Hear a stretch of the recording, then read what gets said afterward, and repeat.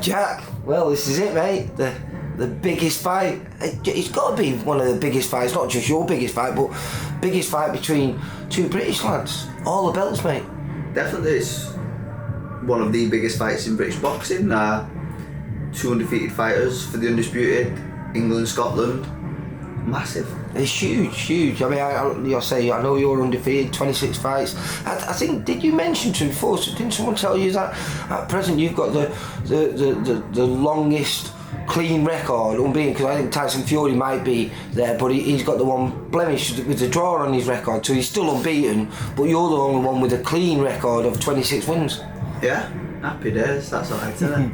but I was just checking out, some facts and figures. I love all the facts and figures, mate. And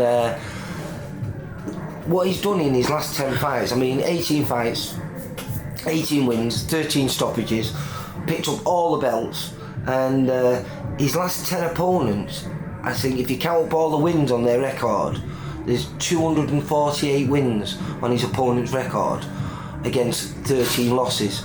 And 6 of them unbeaten. Happy days. I'll be on my resume next. Yeah, well, it is. It's like Conkers, isn't it? You win this, and suddenly you're height of fame. I don't look at. I guess they're the facts and figures out there, and he's done well in his career. He's picked up in the last couple of years. He's picked up all the belts, but all that matters now is February 26th. Well, like I said, I've seen you. You're one of the most consistent fighters. I know you've not fought. It's going to be nearly 15 months, I think, by the time you step through the ropes.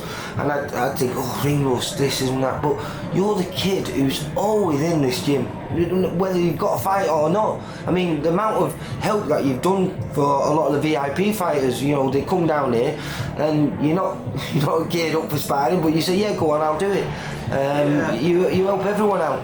When you talk about ring rust, I always look at fighters that have had big stints like Floyd, and he consistently come back over years and years and fought the best fighters, world champions. There was never any talk of ring rust.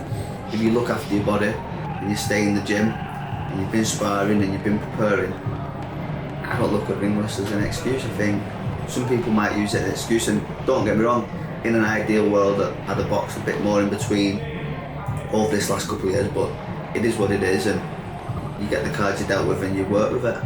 Yeah, like I say, I think ring rust sometimes is a genuine, argument for perhaps why a guy has underperformed. But for you, like I say, I've never seen anyone in the gym as consistent as you, with no fight date on the horizon. That's the biggest thing, you're always in here, you're always working on something. Like when I was here Monday and I was filming you, and you just, fine-tuning a few things, because obviously all the hard work's been done now. Do you feel the best that you've ever felt? Yeah, I feel really good. The fight was meant to be December, now it's February, so just give us that extra time.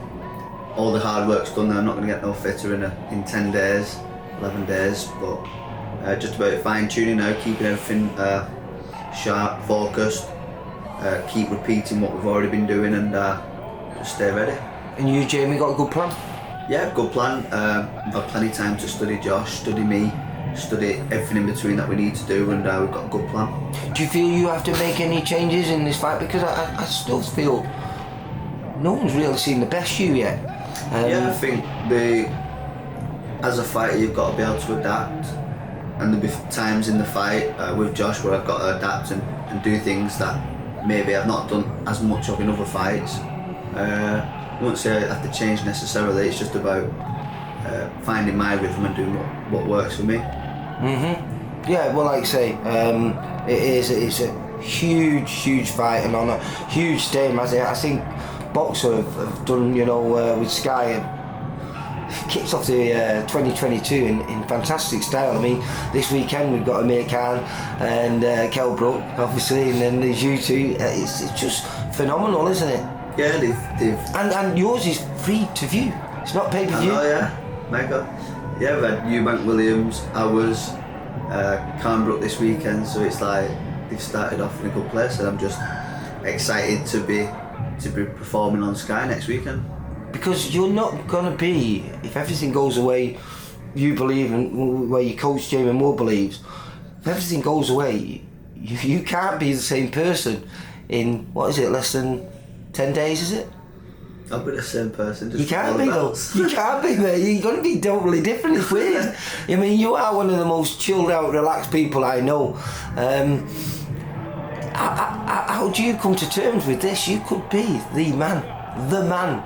You know what? I'm excited because you're constantly hunting for belts, and I've been chasing this world title, but when you've got the title, you've got a target on your back, and I think that's even better sometimes.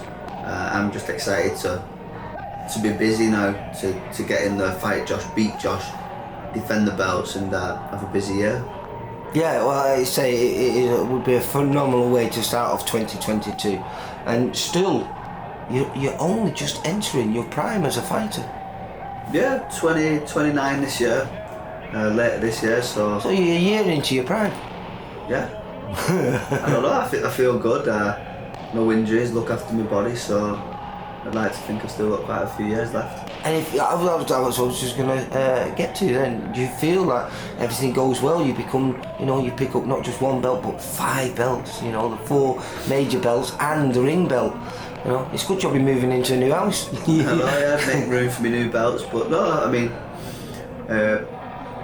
age is just a number. I turned professional quite early, but I think I've made quite a few good decisions along the way, looked after my body,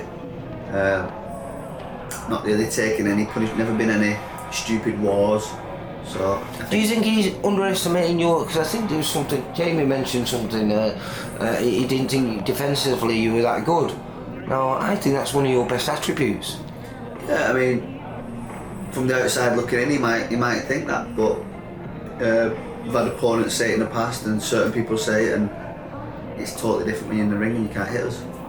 Well, I remember speaking to Danny Wright, and Danny works the VIP with the VIP boxing equipment, and there was a period when he was a young pro just starting out, and there was yourself, there was I think Anthony Kroll was world champion, Terry Flanagan was world champion, Tyrone Nurse, very slippery Cumber was British champion, and he was sparring you all regular. And I always asked him who was the toughest kid, who was the hardest kid to hit. You were always top of the list. Yeah, happy days, yeah, I like Danny. We shared quite a few rounds together some years ago. Well, you also used to rate Danny highly, didn't you? Yeah, Danny were really good, very good volume, strong fighter. Unfortunate what happened to him, but I was excited to follow his career. We were just kicking off for Danny on the TV fights, and but now he looks like he's doing well, coaching, bringing up the next generation of fighters. Yeah, he's working closely with Jamie, your coach, isn't he? Yeah. Well, listen, all I can say is good luck for the 26th. Hopefully when you come back with all the belts, will you still talk to me? Of course I will. Find somewhere to put all the belts. Yeah, right. Well, listen, good luck, and like I say, I really excited for this, mate. It's a phenomenal achievement for 2 British boxers to both be undefeated, all the belts on the line. I can't remember. I don't know if it's ever happened before. Oh, nice one, Lee, thank you. Jack, you take care, mate. You too, thank you. Bye. For all boxing info, news and latest interviews, amateur and pro, across the north, click and subscribe. VIP Boxing Promotions. Also, Twitter, Instagram and Facebook.